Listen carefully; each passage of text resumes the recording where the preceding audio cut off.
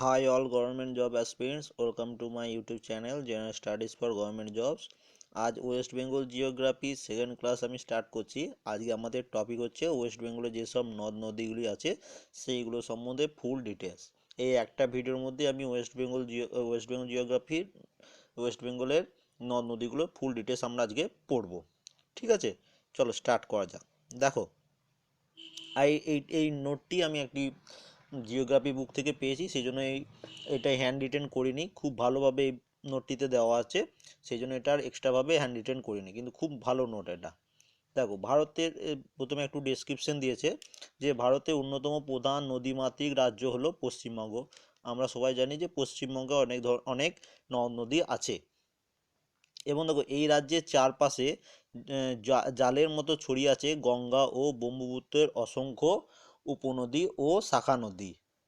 ঠিক আছে, এই নদীগুলোর উত্তরের পার্বত্য অঞ্চল এবং পশ্চিমের মালভূমি অঞ্চলে উৎপন্ন হওয়ার পর দক্ষিণ পূর্বে প্রবাহিত হয়ে বঙ্গোপসাগরে পড়েছে। কারণ পশ্চিমবঙ্গের ভূপ্রকৃতি অনুসারে এই রাজ্যের উত্তর ও পশ্চিম দিকটা উঁচু এবং দক্ষিণ ও দক্ষিণ পূর্ব দিকটি ক্রমশ নিচু হয়ে বঙ্গোপসাগরের দিকে অগ্রসর হয়েছে। তাহলে এখানে বুঝতে পারলে কেন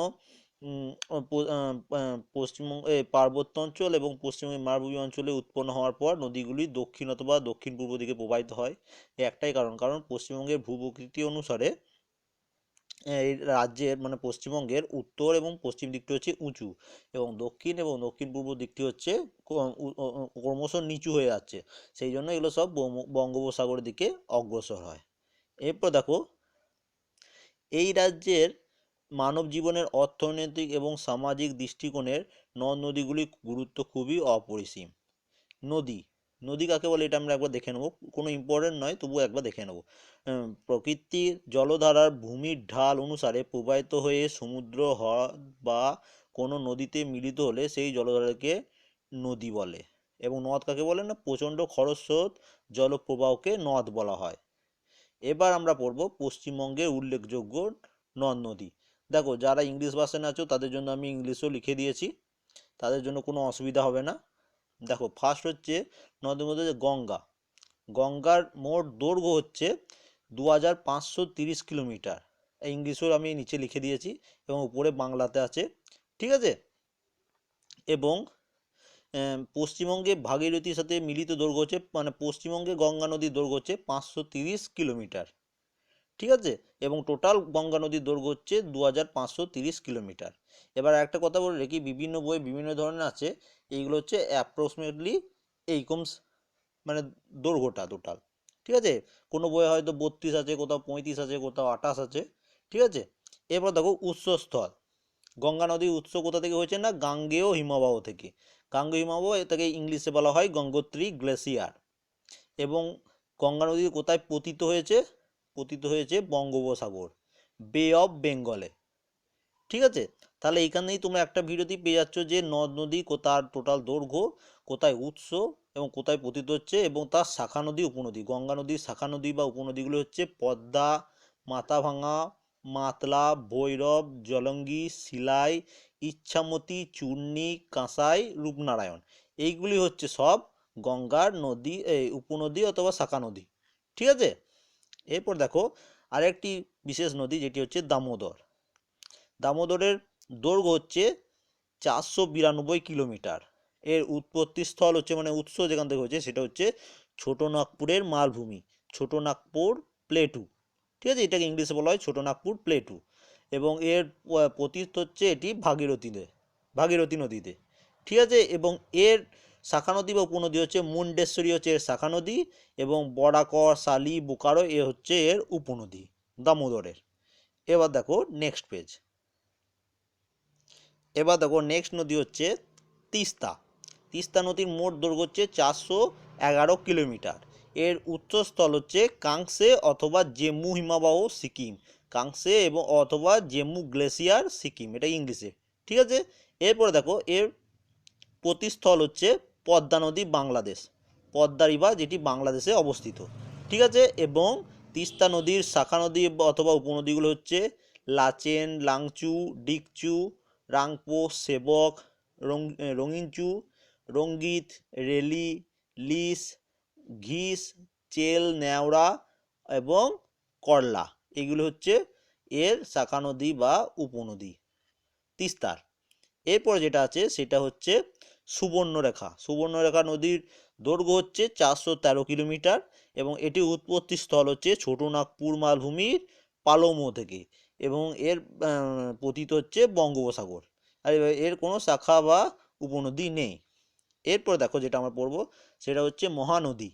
মহানদীর দৈর্ঘ্য হচ্ছে 370 কিলোমিটার। এর উৎপত্তি স্থল হচ্ছে ঘুম পাহাড়ের মহলাধিরাম ঝর্ণার দার্জিলিং, ঠিক আছে, এবং এর প্রতিস্থল হচ্ছে পদ্মা নদী বাংলাদেশ এবং এর শাখা নদী বা উপনদীগুলি হচ্ছে বারাসই, পূর্ণভরা, বালাসন, মেচি, ডাউক, টাঙ্গন, ফুলহার পূর্ব তীরের এবং কালিন্দী হচ্ছে পশ্চিম তীরের উপনদী। এরপর যে নদীটা আছে সেটা হচ্ছে ইচ্ছামতি। এর দৈর্ঘ্য হচ্ছে 372 কিলোমিটার। এর উৎপত্তিস্থল হচ্ছে মাথাভাঙা নদীর পূর্ব দিকের শাখা।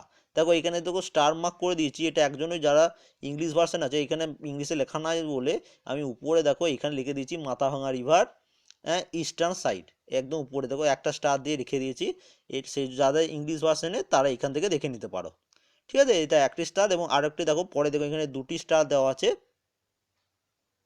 এখানে দেখো দুটি স্টার দেওয়া আছে এবং এটার উপরে দেখো এটারও দুটি স্টার দিয়ে তার ইংলিশ ভার্সনের নামটা লেখা আছে। এরপর দেখো ইচ্ছা নদী হচ্ছে উৎপত্তি হচ্ছে মাথাভাঙা নদীর পূর্ব দিকের শাখাটি এবং এর প্রতিস্থল হচ্ছে কালিন্দী নদী। কালিন্দী নদীতে গিয়ে ইচ্ছামতি নদী পতিত হয়েছে ওখানে বা মিশেছে। এরপর দেখো হচ্ছে চূর্ণী নদী। এর দৈর্ঘ্য হচ্ছে 56 কিলোমিটার। এর উৎপত্তি স্থল হচ্ছে মাথাভাঙ্গা নদীর অপর শাখা এবং এর প্রতিস্থল হচ্ছে ভাগীরথী নদী। এরপর যেটা মোস্ট ইম্পর্টেন্ট রায়ডাক। রায়ডাকের দৈর্ঘ্য হচ্ছে 370 কিলোমিটার। উৎপত্তি হচ্ছে ভুটান এবং প্রতিস্থল হচ্ছে যমুনা নদী। এরপরে দেখো কংসাবতী। কংসাবতী নদীর দৈর্ঘ্য হচ্ছে 336 কিলোমিটার। এর উৎপত্তি হচ্ছে পশ্চিম দিকের মালভূমি পুরুলিয়া অযোধ্যা পাহাড়। অযোধ্যা পাহাড়ে পশ্চিম দিকের মালভূমিতে এর উৎপত্তি এবং এর প্রতিস্থল হচ্ছে হুগলি নদী এবং এর শাখা নদী উপনদী হচ্ছে সাহরজোর এবং কুমারী, ঠিক আছে। এরপর দেখো নেক্সট হচ্ছে তোরসা নদী। তোরসা নদীর দৈর্ঘ্য হচ্ছে 295 কিলোমিটার। এর চিম্বে উপত্যকা টাংসপো তিব্বতে এর উৎপত্তি এবং এর পতিত হচ্ছে কালজানি যমুনা নদীতে যেটি বাংলাদেশে অবস্থিত। এরপর দেখো অজয় নদী 267 কিলোমিটার। এটিও ছোট নাগপুরের মালভূমির দুমকা অঞ্চলে এর উৎপত্তি হয়েছে এবং এটি ভাগীরথী নদীতে গিয়ে পতিত হয়েছে এবং এর শাখা নদী বা উপনদী হচ্ছে কুনুর এবং হিংলা। এরপরে দেখো দ্বারকেশ্বর। দ্বারকেশ্বরের টোটাল দৈর্ঘ্য হচ্ছে 214 কিলোমিটার। এর উৎপত্তি হচ্ছে পুরুলিয়া তিলবনি পাহাড় আর এবং এর এখানে কোনো দেয়নি, প্রতিস্থলটি দেয়নি। তোমরা যদি কেউ জেনে থাকো তাহলে এটা কমেন্ট করে দিও। এবং তার সাথে দেখো তারপরে হচ্ছে শিলাবতী নদী।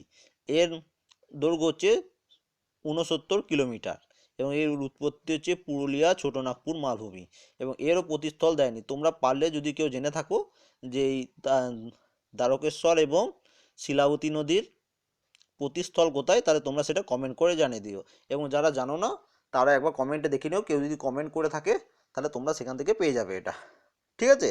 এরপর দেখো ময়ূরাক্ষী নদী। ময়ূরাক্ষী নদীর দৈর্ঘ্য হচ্ছে 248 কিলোমিটার এবং এটির উৎপত্তি হচ্ছে ঝাড়গ্রামের ত্রিকুট পাহাড় এবং এর প্রতিস্থল হচ্ছে ভাগীরথী নদী এবং এর শাখা নদী অথবা উপনদীগুলি হচ্ছে ব্রাহ্মণী, শাল, দ্বারকা, বক্রেশ্বর, কোপাই, ঠিক আছে। এরপরে দেখো রূপনারায়ণ নদী। এর দৈর্ঘ্য হচ্ছে 238 কিলোমিটার এবং এর উৎপত্তি হচ্ছে দ্বারকেশ্বর, দ্বারকেশ্বর এবং শিলাবতী হুগলি নদী এবং মুন্ডেশ্বরী মিলিত প্রবাহ এবং এটিরও কোনো প্রতিস্থল দেওয়া নেই। এটা যদি তোমরা কেউ জেনে থাকো তাহলে কমেন্ট করে দিও। এরপরে দেখো কেলেঘাই। এর দৈর্ঘ্য হচ্ছে 121 কিলোমিটার এটি মেদিনীপুরের ব্রাহ্মণী গ্রামে থেকে উৎপত্তি হয়েছে এবং রূপনারায়ণ নদীতে গিয়ে পতিত হয়েছে। এরপর দেখো নেক্সট পেজ। তারপরে দেখো জলঢাক নদী। এর দৈর্ঘ্য হচ্ছে 236 কিলোমিটার। এর উৎপত্তি স্থল হচ্ছে ডিচেন ও লিচেন নদীদ্বয়, সিকিম। দেখো এখানে লিখে দিয়েছি ডিচেন ও লিচেন, ইংলিশ ভার্সনে এটা লিখে দিয়েছি আমি উপরে নামটা। ঠিক আছে, এরপর দেখো প্রতিস্থল হচ্ছে যমুনা নদী, যেটি বাংলাদেশে অবস্থিত, এবং এর শাখা নদী উপনদী হচ্ছে মূর্তি, ডায়না এবং নকশাল খোলা। এরপর দেখো সংকোচ অথবা কালজানি নদী। এর দৈর্ঘ্য হচ্ছে 170 কিলোমিটার। এটির উৎপত্তি স্থল হচ্ছে হিমালয় পর্বতমালা এবং প্রতিস্থল হচ্ছে বাংলাদেশে। এরপর দেখো হলদি নদী। এর দৈর্ঘ্য হচ্ছে 24 কিমি। এর উৎপত্তি স্থল হচ্ছে কেলেঘাই ও কংসাবতী নদীর মিলিত প্রবাহ। ঠিক আছে, এরপর দেখো হচ্ছে রায়ডাক। রায়ডাক আগেও পড়েছি, আর একবার এখানে আবার দিয়েছে হয়তো। 370 কিলোমিটার এবং থিম্পু ভুটানে হচ্ছে এর উৎপত্তি এবং ব্রহ্মপুত্র নদীতে প্রতিস্থল। দেখো এখানে একটু কনফিউজ লাগছে, আগে দিয়েছিল যমুনা নদী এবং এখানে দিয়েছে ব্রহ্মপুত্র নদী। তোমরা একটু এইটা একটু সার্চ করে এখানে কমেন্ট করে দেবে যে কোনটা আসল। ঠিক আছে, যমুনা নদী না ব্রহ্মপুত্র নদী, কারণ আগে যা কিছুক্ষণ আগেই আমরা বললাম এটা যমুনা নদী দেওয়া ছিল। ঠিক আছে, এটা তোমরা প্লিজ কমেন্ট করে দিও। এরপরে দেখো বিদ্যাধরী নদী। বিদ্যাধরী নদী হচ্ছে 187 কিলোমিটার। এর উৎপত্তি স্থল হচ্ছে যমুনা নদী থেকে এবং প্রতিস্থল হচ্ছে মাতলা নদী। ঠিক আছে, এরপরে দেখো মাতলা নদী। তার দৈর্ঘ্য হচ্ছে 57 কিলোমিটার। উৎপত্তি স্থল হচ্ছে বিদ্যাধরী, কতোয়ারা ও রামপুর খালের মিলিত প্রবাহ এবং প্রতিস্থল হচ্ছে বঙ্গোপসাগর। তারপরে দেখো মাথাভাঙা নদী। এখানে কোনো দৈর্ঘ্য দেয়নি। এর উৎপত্তি হচ্ছে পদ্মা নদী। তারপরে দেখো ভৈরব নদী। এর দৈর্ঘ্য হচ্ছে 160 কিলোমিটার। এর উৎপত্তি স্থল হচ্ছে জলঙ্গি নদী এবং প্রতিস্থল হচ্ছে পদ্মা নদী। এরপর দেখো গোসাবা বা পিয়ালি বা সপ্তমুখী বা রায়মঙ্গল বা কালিন্দী বা হাড়িয়াভাঙা বা জামিরা নদী। এর উৎপত্তিস্থল হচ্ছে ভাগীরথী নদীর পূর্ব দিক থেকে প্রবাহিত হয় এবং বঙ্গোপসাগর গিয়ে প্রবাহিত হয়েছে। তাহলে এই এতগুলো যে নদীগুলো পড়লাম, এইগুলো সব হচ্ছে পশ্চিমবঙ্গের নদ নদী। এর বাইরে একটিও নেই। এদের আমরা উৎপত্তিস্থলও পড়লাম, কোথায় পতিত হয়েছে সেটাও পড়লাম, এবং এর যে শাখা নদী সেইগুলোও পড়লাম। ঠিক আছে, এরপর দেখো নিচে একটু বিশেষ ডিক্লারেশন দেওয়া আছে, এটা একটু দেখে নাও। এখানে কি বলেছে দেখো, যে ফারাক্কা থেকে স্বরূপগঞ্জ পর্যন্ত অংশকে ভাগীরথী নদী বলা হয়। ঠিক আছে, এটা খুব ইম্পর্টেন্ট। ভাগীরথী কোথা থেকে কোথায় এরকম কোশ্চেন আসতে পারে। ঠিক আছে, এবার নদিয়া জেলার নবদ্বীপের কাছ থেকে স্বরূপগঞ্জ থেকে দক্ষিণে মোহনা পর্যন্ত অংশকে হুগলি নদী বলা হয়। তাহলে এখানে বুঝতে পারলে যে ফারাক্কা থেকে স্বরূপগঞ্জ পর্যন্ত হচ্ছে ভাগীরথী নদী, এবং নদিয়া জেলার নবদ্বীপের কাছে স্বরূপগঞ্জ থেকে দক্ষিণে মোহনা পর্যন্ত অংশটি হলো হুগলি নদী। এই অংশে জোয়ার ভাটা খেলে এবং তিস্তার মোট 414 কিলোমিটার দৈর্ঘ্যের 151 কিলোমিটার সিকিমে, 123 কিলোমিটার পশ্চিমবঙ্গে এবং 121 কিলোমিটার রয়েছে বাংলাদেশে। ঠিক আছে, তো এটা তোমরা জানতে পেরে গেলে। এবং তারপর যেটা মোস্ট ইম্পর্ট্যান্ট, যে তিস্তাকে উত্তরবঙ্গে ত্রাস বা দামোদরকে দুঃখের নদী বলা হয়। তাহলে তিস্তাকে বলা হয় উত্তরবঙ্গের ত্রাস ও দামোদরকে বলা হয় দুঃখের নদী। খুব ইম্পর্টেন্ট এগুলো। তাহলে দামোদরকে বলা হয় দুঃখের নদী এবং তিস্তাকে বলা হয় উত্তরবঙ্গের ত্রাস। খুব ইম্পর্টেন্ট এই দুটি। এরপরে দেখো উৎপত্তি ও গতি প্রকৃতি অনুসারে পশ্চিমবঙ্গের নদ নদীগুলোকে মোট 5টি প্রধান ভাগে ভাগ করা যায়। যেমন এক হচ্ছে গঙ্গা, দুই হচ্ছে ভাগীরথী হুগলি নদীর পূর্ব দিকে দিয়ে প্রবাহিত নদীসমূহ, 3 নম্বর হচ্ছে ভাগীরথী হুগলি নদীর পশ্চিম দিক দিয়ে প্রবাহিত নদীসমূহ, 4 নম্বর হচ্ছে উত্তরবঙ্গের নদীসমূহ, এবং 5 নম্বর হচ্ছে দক্ষিণবঙ্গ ও সুন্দরবন অঞ্চলের নদীসমূহ। এবার আমরা পড়বো 1 নম্বর। 1 নম্বর কি আছে না, গঙ্গা। গঙ্গা সম্বন্ধে ফুল ডিটেলসটা পড়বো, যেটা কিছুক্ষণ আগে পড়লাম সেটা এখানে দেওয়া আছে, তার সাথে এক্সট্রা কিছু দেওয়া আছে দেখে নাও। খুব ইম্পর্টেন্ট এটা দুবার রিপিট হয়ে গেলে তোমাদের এখনই মনে থেকে যাবে। পশ্চিমবঙ্গের সর্বপ্রধান নদী হচ্ছে গঙ্গা, আমরা সবাই জানি। এরা উৎপত্তিস্থল কোথায় না, হিমালয়ের পর্বতের গঙ্গোত্রী হিমবাহ, গঙ্গোত্রী গ্লেসিয়ার থেকে গঙ্গোত্রী গ্লেসিয়ারে এর উৎপত্তি, যেটা আমরা কিছুক্ষণ আগেই পড়লাম। তাহলে কি লিখেছে দেখো, যে হিমালয় পর্বতে গঙ্গোত্রী হিমবাহের গোমুখ নামক তুষার গুহ থেকে উৎপন্ন হয়ে প্রথমে উত্তরাখণ্ড ও পরে উত্তরপ্রদেশ, এইখানটা খুব ইম্পর্টেন্ট। প্রথমে উত্তরাখণ্ড, পরে উত্তরপ্রদেশ ও বিহারের উপর দিয়ে প্রবাহিত হয়ে রাজমহল পাহাড়ের কাছে পশ্চিমবঙ্গে প্রবেশ করেছে। তাহলে এমন কোশ্চেনও দেয় দেখবে তোমরা বিভিন্ন এক্সামে, যে এই 4টে অপশন দিয়ে দিল, 1 2 3 4 নিয়ে 4টে জায়গার নাম দিয়ে দিল সেখানে, ঠিক আছে, নিয়ে বলবে এখানকার মধ্যে কোন জায়গাটির পাশ দিয়ে গঙ্গা নদী প্রবাহিত হয়নি। তোমরা যদি এই উত্তরাখণ্ড, উত্তরপ্রদেশ, বিহার এই 3টি রাজ্যের নাম না জানো, তখন তোমরা কিন্তু কনফিউজ হয়ে যাবে। তাহলে এই 3টি নাম যখন তোমাদের মনে থাকবে, তখনই তোমরা বলে দেবে যে 4 নম্বর অপশানে যেটা আছে সে তার পাশ দিয়ে গঙ্গা নদী যায়নি। খুব ইম্পর্টেন্ট কিন্তু, এবং এরকম বিভিন্ন এক্সামও এসছে কোশ্চেন। এরপর দেখো, এবং মুর্শিদাবাদ জেলার এইখানে যে দেখো, এখানে দেখো যে পশ্চিমবঙ্গে প্রবেশ করেছে, এবং তারপরে দেখো মুর্শিদাবাদ জেলার ধুলিয়ানের কাছে ভাগীরথী ও পদ্মা নামে 2টি শাখায় বিভক্ত হয়েছে এই গঙ্গা নদী। তাহলে কোথায় ভাগ হয়েছে না, মুর্শিদাবাদ জেলার ধুলিয়ানের কাছে। এবং গঙ্গার 2টি ভাগের নাম হচ্ছে, একটি হচ্ছে ভাগীরথী, একটি হচ্ছে পদ্মা। পদ্মা যেটি বাংলাদেশে প্রবাহিত হচ্ছে, ঠিক আছে। এবং দেখো এই শাখা নদী ভাগীরথী হুগলি নামে পশ্চিমবঙ্গের উপর দিয়ে প্রবাহিত হয়েছে, ঠিক আছে। তাহলে ভাগীরথী হয়েছে পশ্চিমবঙ্গের উপর দিয়ে প্রবাহিত, এবং দক্ষিণে বঙ্গোসাগরে গিয়ে সেটি পতিত হয়েছে। এর দৈর্ঘ্য হচ্ছে 530 কিলোমিটার, এবং মুর্শিদাবাদ থেকে হুগলি শহর পর্যন্ত বিস্তৃত এই নদীটির নাম ভাগীরথী, যেটা আমরা বললাম। এবং হুগলি শহর থেকে মোহনা পর্যন্ত, এবার দেখো এটা নেক্সট পেজ আছে, দেখো নেক্সট পেজে এখানে পশ্চিমবঙ্গের নদ নদীর একটি ম্যাপও দেওয়া আছে বইটা, সেই ম্যাপটা শুধু তোমাদের জন্য দিয়ে দিয়েছি। তোমরা ম্যাপটা যদি কেউ দেখতে যাও, ম্যাপটাও দেখতে পারো, ঠিক আছে। এবং লাস্টে দেখো পড়াটা, এখানে কি বলেছে দেখো, যে প্রবাহিত নদীর নাম হলো হুগলি, ঠিক আছে।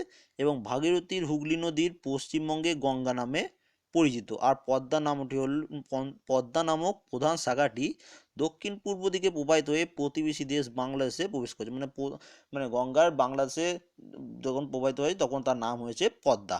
এবং গঙ্গা নদীর মোহনায় যে নতুন দ্বীপের সৃষ্টি হয়েছে তার নাম হচ্ছে পূর্বাশা। দেখো এই কোশ্চেনটা খুব ইম্পর্টেন্ট, যে গঙ্গা নদীর মোহনায় যে নতুন দ্বীপটি সৃষ্টি হচ্ছে তার নাম হচ্ছে পূর্বাশা। খুব ইম্পর্টেন্ট এটা, ঠিক আছে। এবার দেখো নেক্সট পেজ, এবার দেখো আমরা পড়ছি সেকেন্ড পার্ট। সেকেন্ডে কি বলেছে, সেকেন্ড হচ্ছে ভাগীরথী হুগলি নদীর পূর্ব দিকে প্রবাহিত নদীসমূহ। তাহলে এটা কি বলতে চেয়েছে দেখো, যে ভাগীরথী হুগলি নদীর পূর্ব দিকে নদীগুলির মধ্যে উল্লেখযোগ্য নদী হলো, যেগুলো পূর্ব দিকে প্রবাহিত হয়েছে, সেই নদীগুলো হচ্ছে মাথাভাঙা, ভৈরব, জলঙ্গি, ইচ্ছামতি, চূর্ণী, মাতলা, কালিন্দী, বিদ্যাধরী, পিয়ালি, সপ্তমুখী, রায়মঙ্গল। এইগুলো সব হচ্ছে পূর্ব দিকে প্রবাহিত নদী, ঠিক আছে।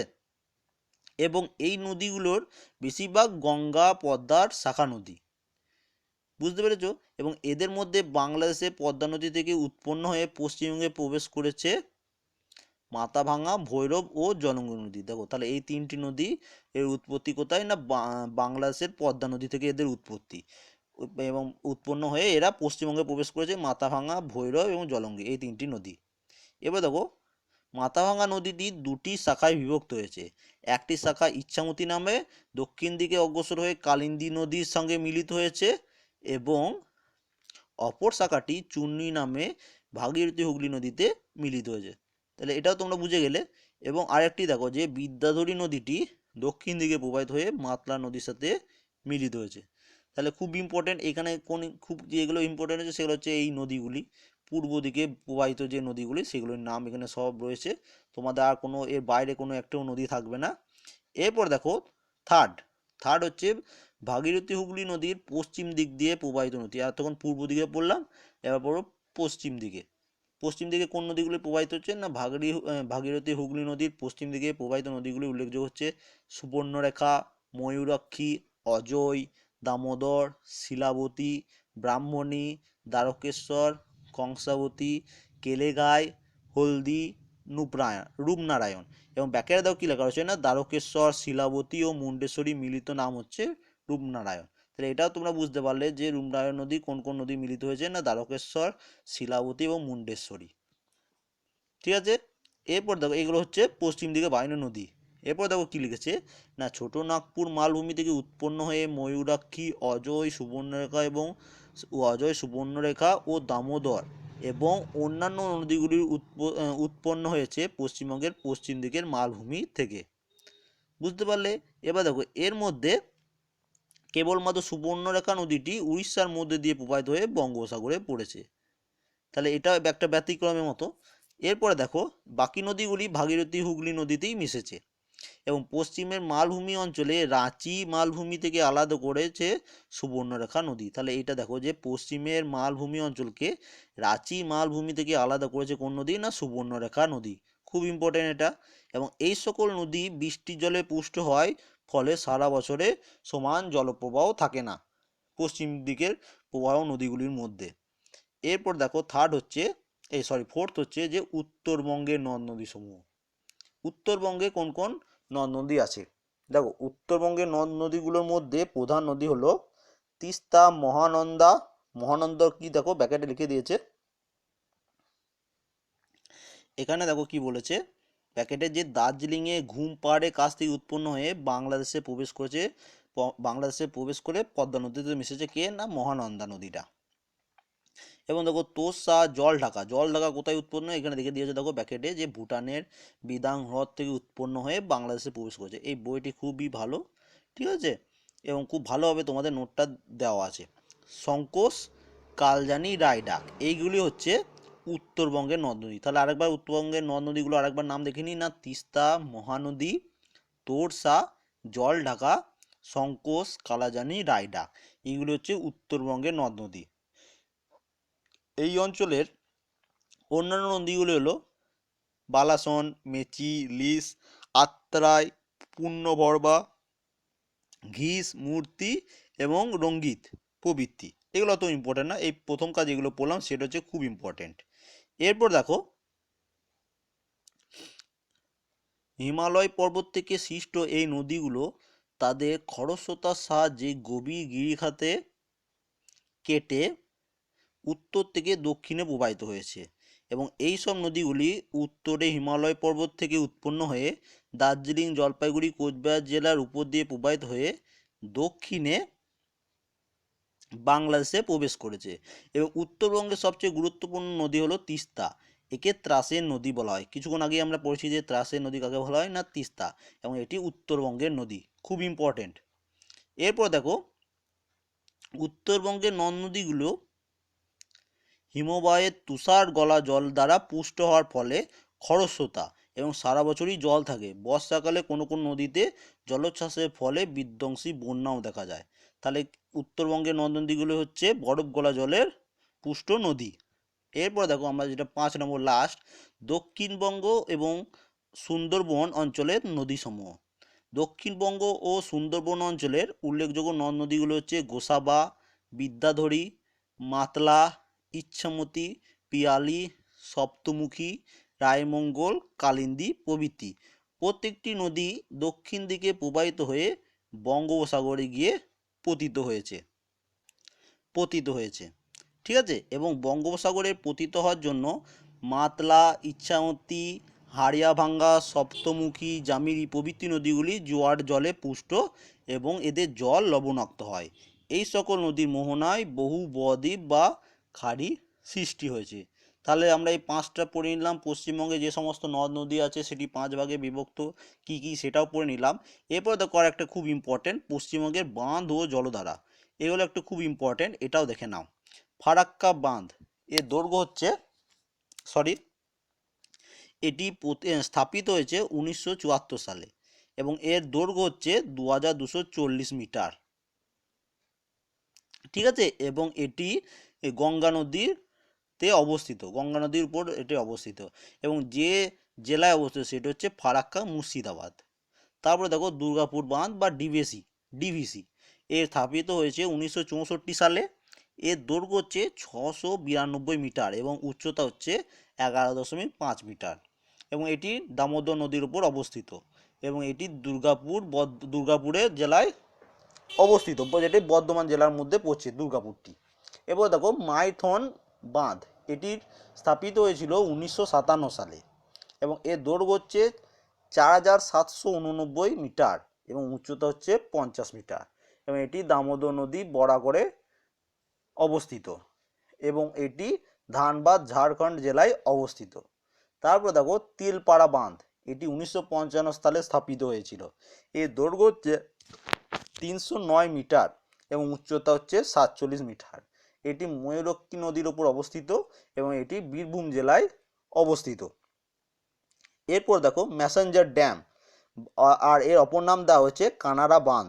ঠিক আছে, এর দৈর্ঘ্য হচ্ছে 660 মিটার এবং উচ্চতা হচ্ছে 47 মিটার এবং এটি ময়ূরাক্ষী নদীর ওপর এই বাঁধটি দেওয়া আছে এবং এটিও বীরভূম জেলায় অবস্থিত। এরপর দেখো হচ্ছে তিস্তা বাঁধ, এটি 1990 সালে স্থাপিত হয়েছে। এর উচ্চতা হচ্ছে 113 ফুট, 2000 ফুট লম্বা এবং 21টি লক গেট আছে তিস্তা বাঁধে। ঠিক আছে, এবং এটি তিস্তা নদীর উপর বাঁধ দেওয়া হয়েছে এবং এটি জলপাইগুড়িতে অবস্থিত। তারপর হচ্ছে দেখো শঙ্কোষ বাঁধ, এটি 1996 সালে স্থাপিত এবং এটি শঙ্কোষ নদীর ওপর বাঁধে দেওয়া হয়েছে এবং এটি জলপাইগুড়িতে। এবং তারপর হচ্ছে কংসাবতী বাঁধ, সেটি হচ্ছে 1956 সালে স্থাপিত হয়েছে। এটি কংসাবতী নদীর উপর স্থাপন করা হচ্ছে এবং এটি মুকুটমণিপুর বাঁকুড়ায় যেটি অবস্থিত সেখানে অবস্থিত এটা।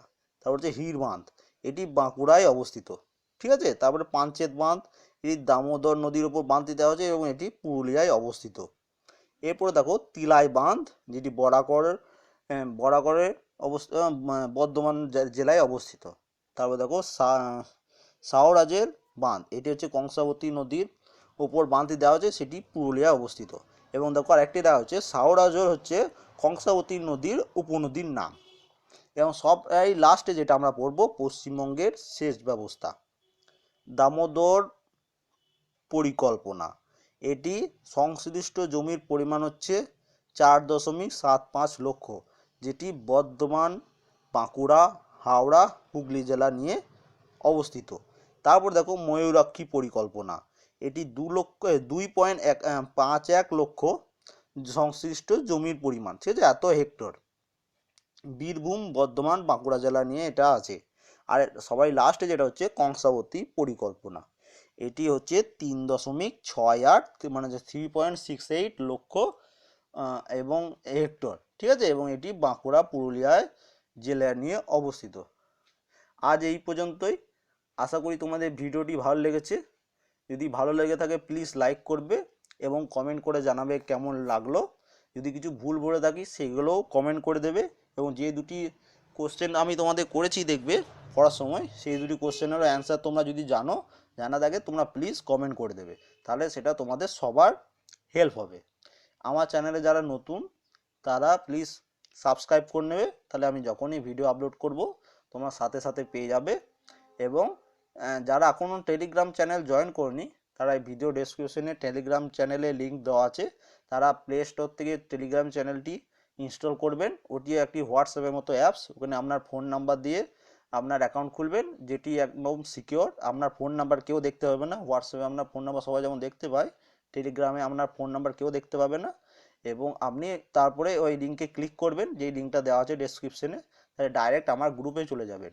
ওখানে জয়েন অপশন থাকবে, জয়েনে ক্লিক করলেই আপনি টেলিগ্রাম গ্রুপে জয়েন করে নেবেন। যখনই আপনি জয়েন করবেন যত পিডিএফ আমি আপলোড করেছি সব ওখানেই পেয়ে যাবেন, ওখানে সব পিডিএফ দেওয়া আছে। Thank you for watching.